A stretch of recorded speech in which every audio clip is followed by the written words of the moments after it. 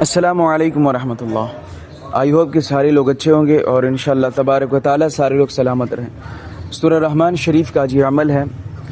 سب سے پہلے سورہ رحمان شریف کے تعلق سے کچھ بنیادی باتیں جن کا جاننا ہر وظیفے سے پہلے ہر کرنے والے پر ضروری ہے۔ آپ جس سورہ مبارکہ کا عمل کر رہے ہیں اس سورہ مبارکہ کا تعارف تو آپ کو پتہ ہونی چاہیے۔ یہ سورہ رحمان شریف قرآن مجید میں 27ویں پارے میں نازل ہے اور آپ سب نے پڑھی ہوگی۔ الرحمن علم القرآن خلق الانسان علمہ البیان۔ اسی طریقے سے لائن بہ لائن آپ پڑھتے چلے جائیں گے۔ لیکن سورہ رحمان جو ہے اس میں لفظ رحمان آیا ہے، وجہ کیا تھی کہ رحمان نام رکھا گیا؟ رحمان نام رکھنے کی وجہ کیا تھی؟ اور سورہ رحمان کے اندر ٹوٹل 78 آیت مبارکہ ہے، یعنی 78 اور 3 رکوع ہیں۔ اب رحمان نام رکھنے کی مین وجہ کیا ہے؟ تفسیر سے آئیے ہم دیکھتے ہیں۔ اس سورہ کا نام سورہ رحمان اس لیے رکھا گیا ہے کہ اس کی ابتدا میں یعنی اسٹارٹنگ میں ہی اللہ تبارک و تعالیٰ کے اسماء حسنہ میں سے ایک رحمان سے کی گئی ہے، یعنی اللہ تبارک و تعالیٰ کے جو اسماء حسنہ شریف ہیں ان میں سے ایک رحمان ہے اور رحمان سے ہی سورہ کی ابتدا کی گئی ہے، اسی وجہ سے اس کا نام سورہ رحمان رکھا گیا۔ یہ تعارف ہو گئی، یعنی کسی بھی سورہ کا عمل کیا جائے سب سے پہلے اس کا تعارف ضروری ہوتا ہے۔ جس طریقے سے کوئی بھی چیز پرچیز کرنے سے پہلے اس کا تعارف آپ دیکھتے ہو، اس کے ریلیٹڈ دیکھتے ہو کہ کیا چیز ہے کیا نہیں ہے، کیا فوائد ہے کیا نہیں ہے، اور کس چیز میں زیادہ بہتر ہے کس چیز میں نہیں ہے، اسی طریقے سے کسی بھی عمل کرنے سے پہلے اس کا تعارف جان لیں۔ اب سورہ رحمان کے فضائل تو بہت ہے حدیث پاک میں، چاہے وہ پریشان انسان کرے، چاہے بیمار انسان کرے، یا کامیاب انسان کرے یا غیر کامیاب انسان کرے، کامیابی سب کو ملے گی۔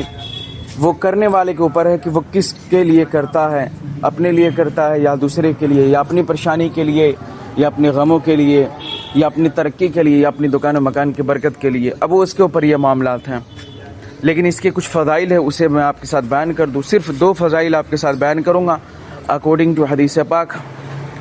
حضرت علی کرم اللہ تعالی وجہ الکریم سے روایت ہے کہ نبی پاک صلی اللہ تعالی علیہ وسلم نے ارشاد فرمایا، ہر چیز کی ایک زینت ہے، ہر چیز کی ایک زینت ہے یعنی خوبصورتی ہے، اور قرآن کی زینت سورہ رحمان ہے۔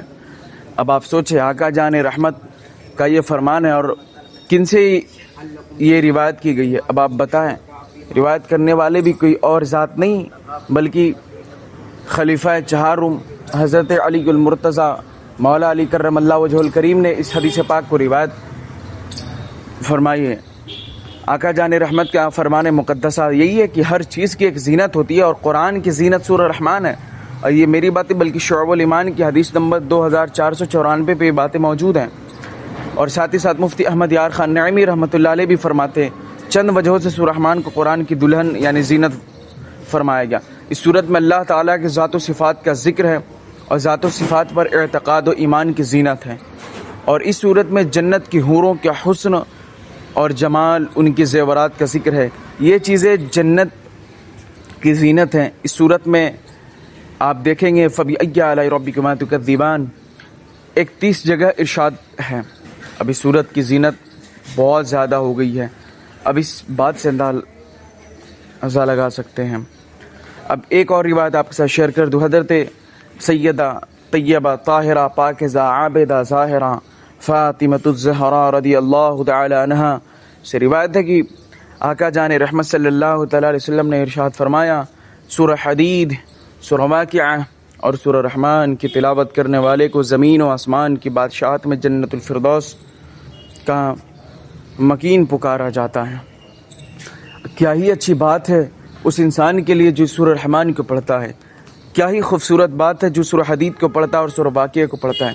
کیا یہ اچھی بات نہیں ہے اس شخص کے لیے جو سورہ رحمان شریف کی تلاوت کرے؟ آقا کریم نے اس شخص کے لیے کیا فرمایا کہ تلاوت کرنے والے کو زمین و آسمان کے بادشاہت میں جنت الفردوس کا مکین پکارا جاتا ہے۔ یہ بھی شعب الایمان کی حدیث ہے، حدیث نمبر 2496 پہ موجود ہے۔ صرف یہی نہیں، اس سورہ مبارکہ میں جتنی بھی چھوٹی چھوٹی آپ آیت مبارکہ دیکھیں گے بہت بڑی فضیلت رکھتی ہیں، بہت بڑی فضیلت رکھتی ہیں۔ رب المشرقین و رب المغربین، یہ ایک آیت مبارکہ ہے، کتنی چھوٹی ہے لیکن فضیلت بہت بڑی ہے، پڑھنے کی ضرورت ہے، سمجھنے کی ضرورت ہے۔ اب آئیے عمل کا پروسیس جو ہے وہ بھی آپ سمجھ لیں۔ عمل کا جو پروسیس ہے نہایت ہی آسان ہے، اس میں کوئی ہارڈ نہیں ہے، ایسی کوئی بات نہیں جس کی وجہ سے آپ نہ کر پائیں، آپ پریشانی اٹھائیں، بالکل ایسی بات نہیں ہے۔ بلکہ جب آپ فجر کی نماز پڑھ لیں یا ظہر کی نماز پڑھ لیں، یہ دو ٹائم آپ کے لیے اس میں اسپیشلی ہے، آپ چاہیں تو دونوں وقتوں میں سے کوئی بھی وقت اختیار کر سکتے ہیں۔